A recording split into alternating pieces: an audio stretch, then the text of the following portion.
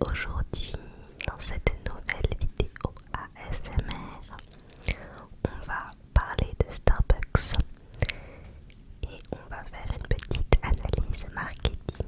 Alors, pour faire cette vidéo, je me suis aidée de deux sources que je vais vous mettre en description, mais je vais quand même vous les dire. Premièrement, il y a la chaîne YouTube de Yann Leonardi. Il a fait il y a 3 ans une vidéo sur Starbucks. Et en deuxième, il y a un site qui s'appelle doctapub.com.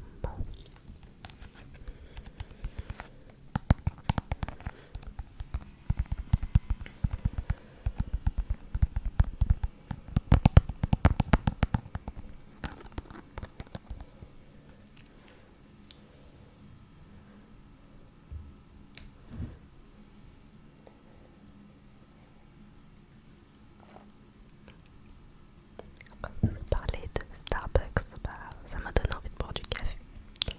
Alors, je vais reprendre une phrase que justement Yann Leonardi dit au début de sa vidéo et que j'ai trouvé hyper percutante. Il nous dit: tout le monde a un avis sur Starbucks. T'aimes pas, tout le monde a un avis. Comparé à d'autres entreprises, enseignes, par exemple Pimki, personne ne fait tout un débat sur Pimki. Starbucks pousse ce débat. Donc il y a quelque chose, il y a quelque chose à creuser. Alors je vais commencer juste par 3 chiffres. J'aime pas trop les chiffres, moi je trouve ça un petit peu ennuyeux, mais c'est juste pour poser un petit peu, non, planter le décor. Voilà, c'est ça, pour planter le décor. Donc Starbucks, c'est plus de 30 000 établissements. Starbucks, ils sont dans à peu près 80 pays. En 2022, ils avaient fait 32 milliards de chiffre d'affaires et ils sont apparus en France en 2004.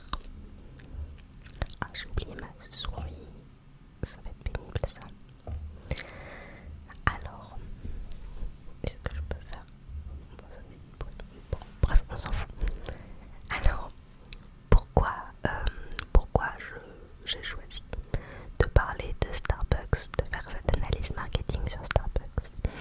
Et bien parce que je trouve que Starbucks, c'est vraiment l'exemple qui prouve le pouvoir du marketing.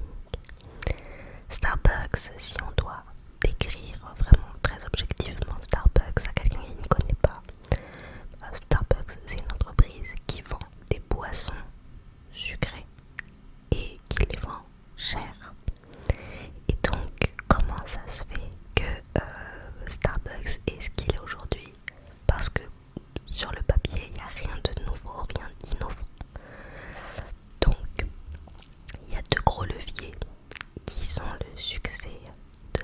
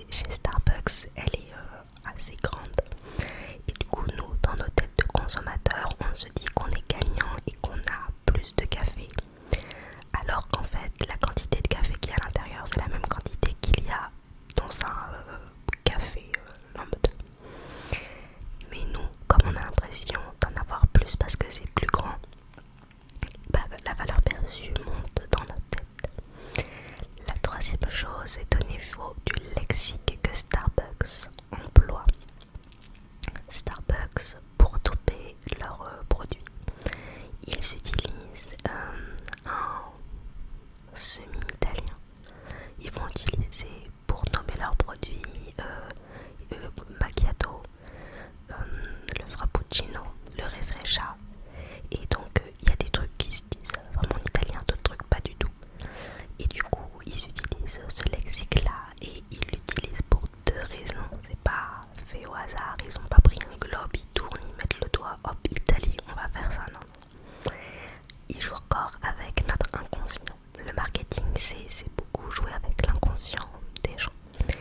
Et ce qu'ils font, c'est que nous les consommateurs, sans qu'on s'en rende compte, en voyant des noms italiens, et bah par association d'idées, on va se dire dans notre cerveau, italien, Italie égale luxe, parce que ça va nous faire penser à toutes ces marques Dolce Gabbana, Gucci, etc.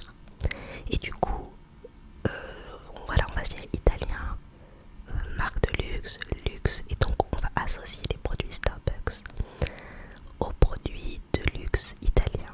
Et donc, comme ce sont des produits de luxe qui coûtent cher et qu'on associe à ça, notre valeur perçue pour le produit proposé par Starbucks va augmenter parce qu'on va les mettre au même niveau. Ils font une deuxième chose aussi par rapport à l'italien. C'est que les cafés italiens sont très connus et sont connus pour être très bons. C'est toute une culture le café là-bas et on connaît la qualité des cafés italiens. Et donc en mettant des noms italiens à leur boisson, toujours inconsciemment, on va se dire si les noms sont italiens, et bah on va comparer la qualité des cafés italiens à leur café. On va se dire ça doit être des cafés de bonne qualité. C'est d'ailleurs très marrant parce que en Italie, il n'y a pas beaucoup de Starbucks. Je vais vous laisser 5 secondes pour deviner combien il y a de Starbucks en Italie. À titre comparatif, en France, il y en a à peu près 22 en cumulant les franchises et les propriétaires. Je vais vous laisser 5-6 secondes pour essayer de deviner combien il y a de Starbucks en Italie.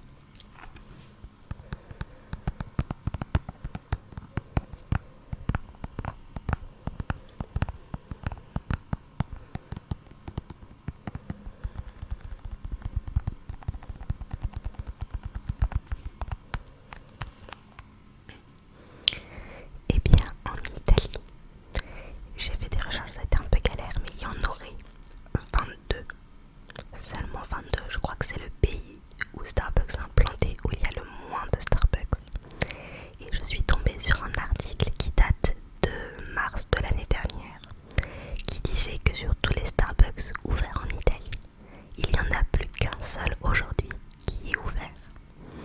Et donc c'est très marrant parce que je vous ai dit que le marketing jouait beaucoup avec l'inconscient collectif.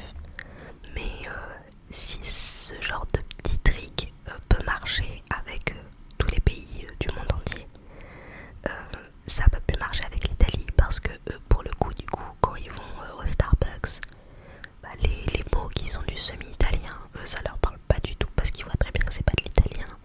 La qualité du café, la goûte une fois, ça n'a rien à voir avec le café qu'ils peuvent avoir au coin de la rue à 2 euros. Et donc du coup tout ça ne marche pas avec eux, donc je trouvais ça assez marrant. Un autre point que fait Starbucks pour augmenter sa valeur perçue, c'est le lieu. Si vous êtes déjà allé dans un Starbucks, vous allez tout de suite comprendre. Si vous n'y êtes jamais allé, bah, quand vous arrivez dans un Starbucks, il y a donc des grands fauteuils, je ne sais pas si c'est du cuir, mais en tout cas effet cuir, de grands canapés moelleux, on peut s'asseoir, c'est très cosy.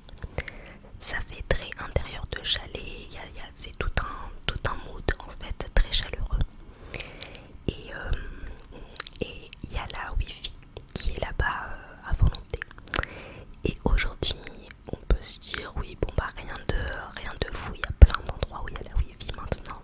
Mais pendant longtemps en France, Starbucks c'était un des seuls endroits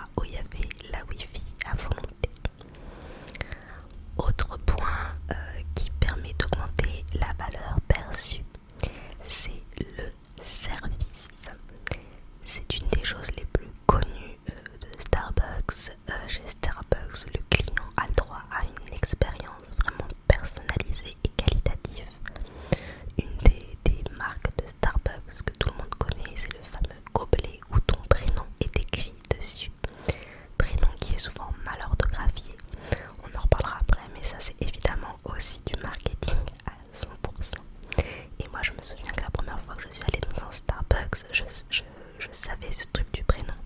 Et j'attendais que ça, que mon prénom soit mal écrit sur un gobelet.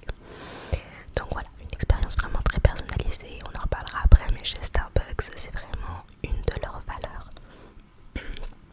Que le client est au centre de tout le processus.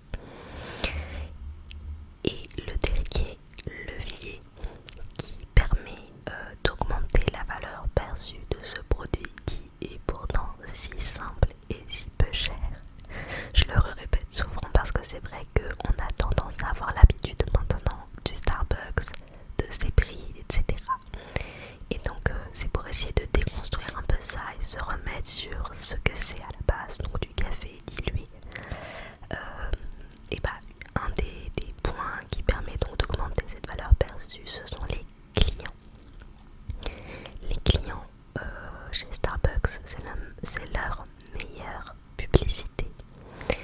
Quand on imagine la clientèle de Starbucks dans l'inconscient collectif, on va tout de suite penser à des working girls en tailleur qui marchent vite, des hommes en costard qui travaillent sur un Mac, des gens super actifs, des entrepreneurs, des artistes. On va vraiment avoir toute cette image d'une clientèle finalement assez aisée.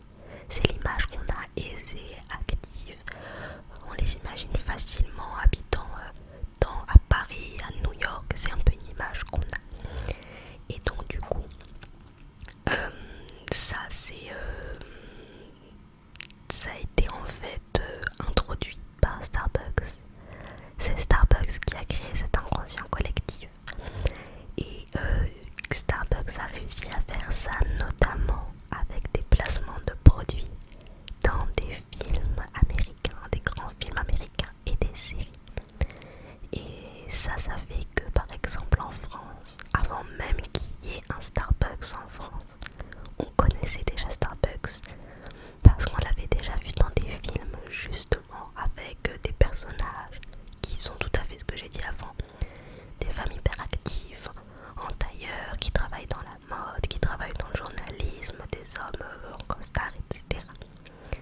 Et donc du coup on a ça qui nous est rentré dans la tête et Starbucks a énormément fait aussi son image à travers ses placements de produits. Et c'est vrai que les placements de produits dans les films, je trouve qu'on les remarque moins. J'avais vu un reportage, mais alors je sais plus du tout c'était quoi l'exemple qu'ils donnaient, mais en fait ils expliquaient que dans les films il y a des placements de produits qu'on va voir plus que d'autres, mais il y en a plein, on s'en rend même pas compte. Et ils avaient sorti un film, je crois que c'était un James Bond, et il y avait eu un placement de produit, mais pas hyper grillé en fait à l'intérieur, sauf qu'ils avaient regardé les chiffres. Et quelques temps après, il y avait eu un pic de vente de ce produit-là. Et le pire, c'est que si on demandait aux gens pourquoi ils ont acheté ce produit-là, ils étaient incapables de dire c'est parce que dans le James Bond, ils l'utilisent à un moment. Vous voyez, c'était vraiment très inconscient. Et je trouve que les placements de produits dans les films et les séries, il y en a énormément, on ne se rend pas vraiment compte et je pense que ça nous impacte, mais ça nous...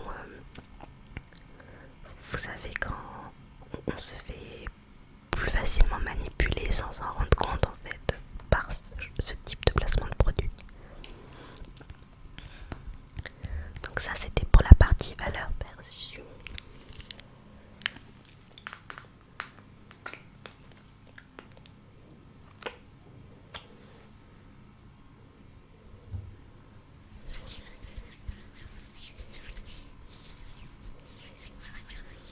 Je profite pour relire vite fait mes notes pour vérifier que j'ai rien oublié.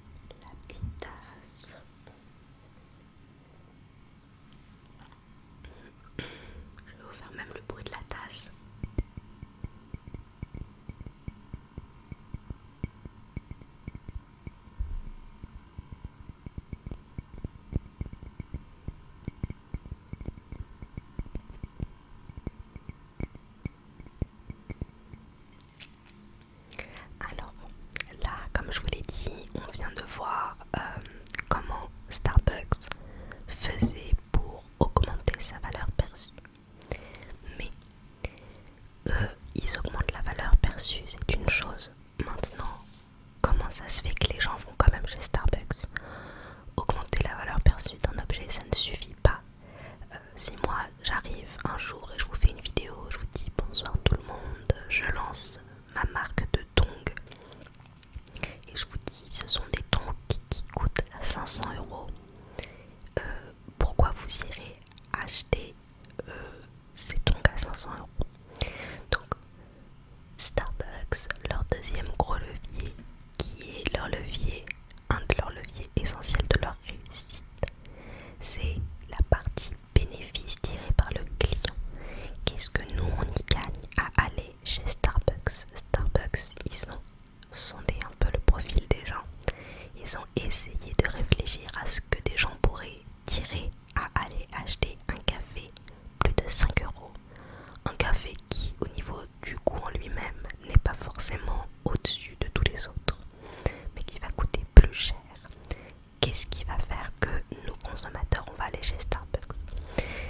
Et ça, ce bénéfice qu'on va en tirer, c'est un bénéfice caché, un but caché.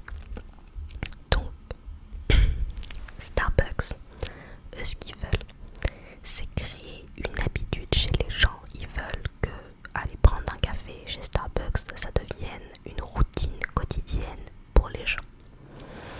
Ce qui est un peu difficile, c'est que Starbucks propose des produits qui ne sont pas des produits de première nécessité.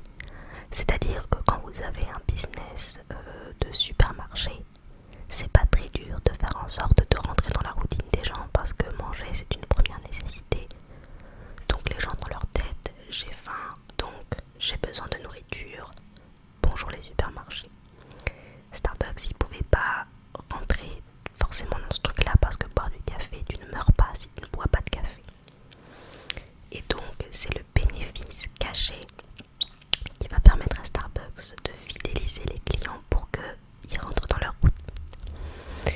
Je vais vous donner un exemple de bénéfice caché d'une autre entreprise, juste pour qu'on se mette dans le mood du bénéfice caché.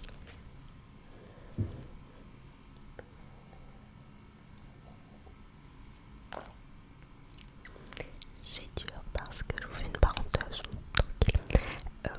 Je vais essayer pour cette vidéo de ne pas avoir à faire de coupure, comme ça au moins ça me fait quasiment pas de montage. Et comme ça je peux en tourner une autre après. Mais du coup, d'habitude je reprends parfois ma respiration et je vous le coupe. Et là du coup, j'essaie d'utiliser des petits subterfuges pour reprendre ma respiration comme si de rien n'était. Donc c'est pour ça que je fais peut-être un peu plus de tapping que d'habitude.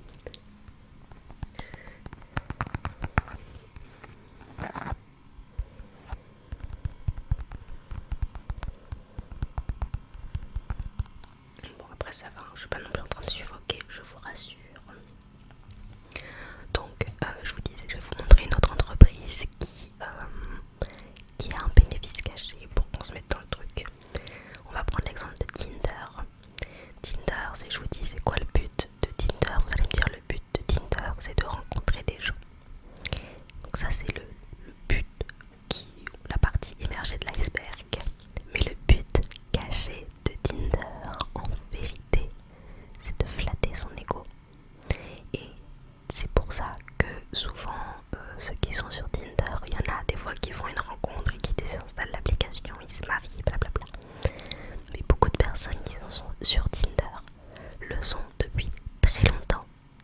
Pourtant au bout d'un moment ils pourraient se dire j'ai pas trouvé l'amour, pourquoi je reste dessus? Et beaucoup de gens restent très longtemps parce que le but caché, le bénéfice caché que les consommateurs gagnent quand ils sont sur l'application, c'est de flatter leur ego. Ce bénéfice caché, on peut le retrouver aussi pour Instagram. Ah, oui, pour Instagram. Pourquoi t'es sur Instagram? Pour partager mes photos avec les gens. Ok, bénéfice caché, flatter son ego, là aussi. Parce que les gens ils like, ils commentent, etc. Alors, Starbucks, du coup, si on dit pourquoi tu vas chez Starbucks, partie émergée de l'iceberg, j'ai envie d'une boisson, de café, autre chose. Le but caché de Starbucks, le bénéfice caché, la raison pour laquelle les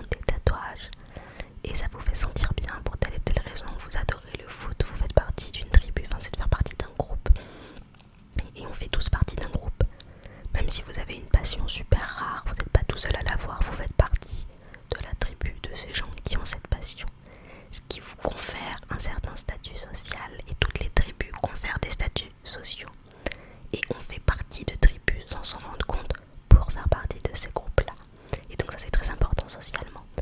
Et en fait ça m'y avait pensé parce que du coup c'est tout à fait ça qui se passe avec Starbucks. Je fais aussi une petite digression sur le fait de chercher une reconnaissance sociale parce qu'on pense à la clientèle qu'on connaît qui va chez Starbucks. Lena Situation, qui est une youtubeuse et influenceuse, tous les jours, elle va, tous les matins, elle va chez Starbucks.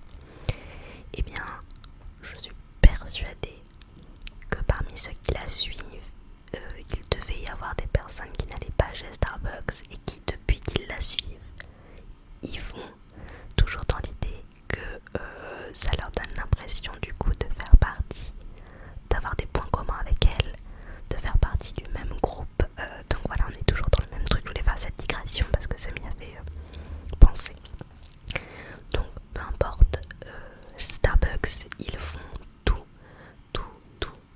pour vraiment appuyer ce truc de vous venez chez nous en tant que client. Oui, vous faites partie de ce groupe de clientèle aisée. Ils appuient vraiment ce sentiment d'appartenance et ils l'appuient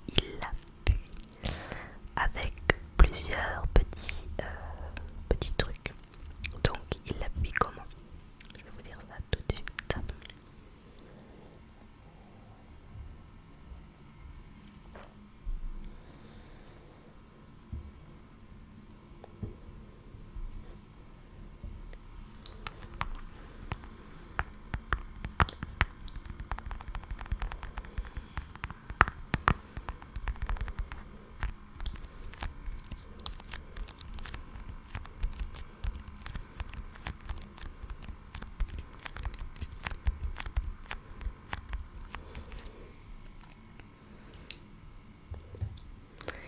Tout d'abord, le prix.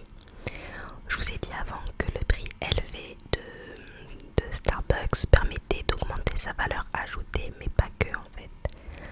Ce prix-là, il est excluant parce que tout le monde ne peut pas se permettre de mettre 5 € minimum dans une boisson chaude. Et donc, comme il est excluant, ça permet d'appuyer ce truc pour les clients qui viennent chez Starbucks, de leur faire se dire je fais partie de ce groupe de personnes qui vont payer un café 5 €. Donc ça exclut une partie.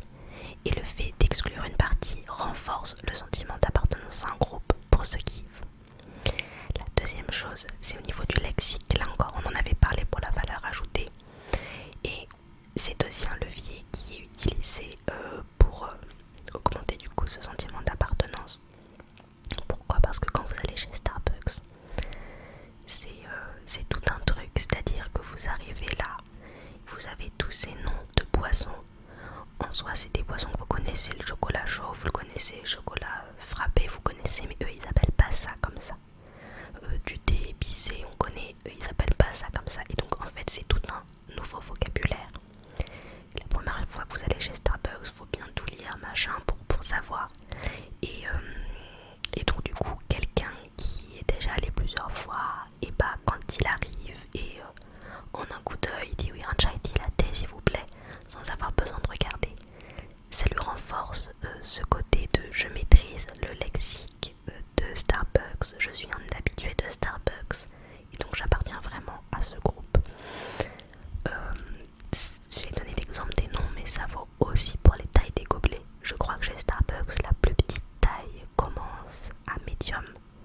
Et ça, c'est un truc à avoir au début. Parce que du coup, tu regardes, bah non, il est où le petit, c'est le temps de comprendre.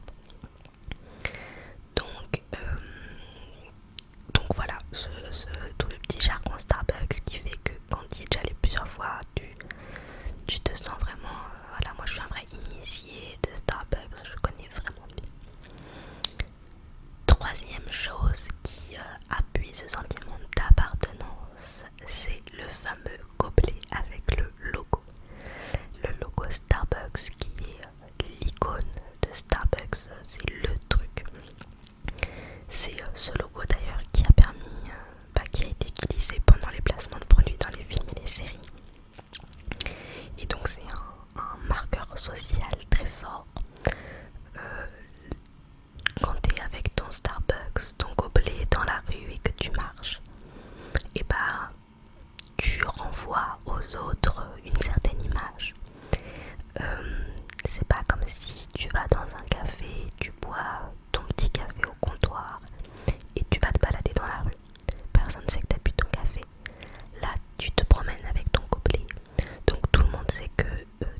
aller chez Starbucks, tout le monde connaît les prix de Starbucks et du coup, toi tu as l'impression de leur envoyer une image qui est l'image qu'on se fait de la clientèle aisée de Starbucks.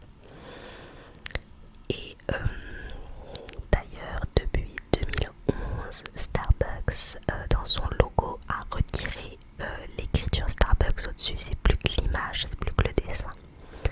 Et ça c'est pour moi un signe aussi que l'entreprise maintenant n'a plus rien à prouver quand tu retires, quand tu n'as même plus besoin de marquer le nom de ton entreprise et que les gens te reconnaissent rien qu'avec le dessin. C'est que dans l'inconscient et la conscience collective, tu es vraiment t'es bien implanté.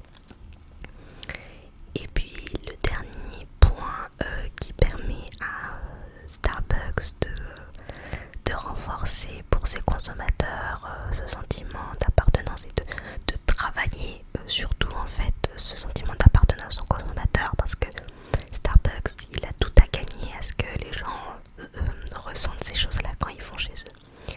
Et bien c'est le fait que l'individu est au centre de tout. Donc ça j'en avais aussi parlé pour la valeur perçue, mais on va en reparler et on va le redire. Effectivement le consommateur il est au centre, c'est une star quand il va chez Starbucks. L'expérience elle est customisée et puis oui, le client est au centre. Ce qui est marrant mais finalement pas très étonnant, c'est que la clientèle, quand on pense à Starbucks, on pense, je vous l'ai dit 4 fois, je vais pas vous le refaire le coup, vous inquiétez pas, je vais pas vous le redire encore une fois, mais c'est cette clientèle aisée.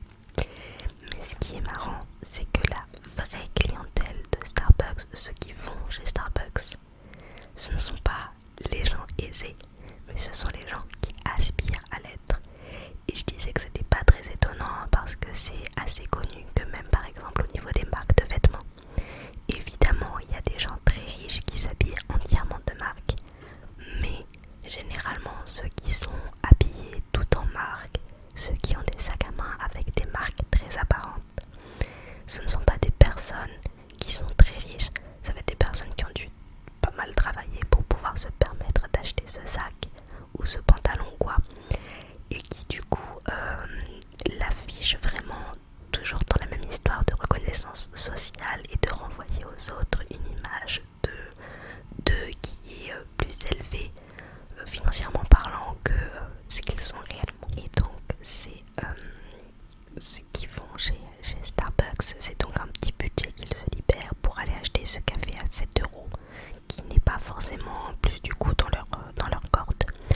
Mais comme dans notre première partie on a vu que la valeur perçue de Starbucks était élevée par rapport à sa valeur réelle, bien comme la valeur perçue de Starbucks est élevée, ça permet aux gens qui pourtant n'auraient pas 7 € à mettre dans un Starbucks de déculpabiliser parce que la valeur perçue est plus élevée.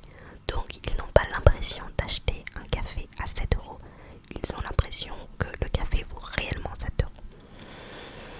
Un dernier point qui appuie autant finalement la valeur perçue que le bénéfice tiré par le client, qui est un point. Je trouvais qu'il allait pas vraiment que dans les bénéfices,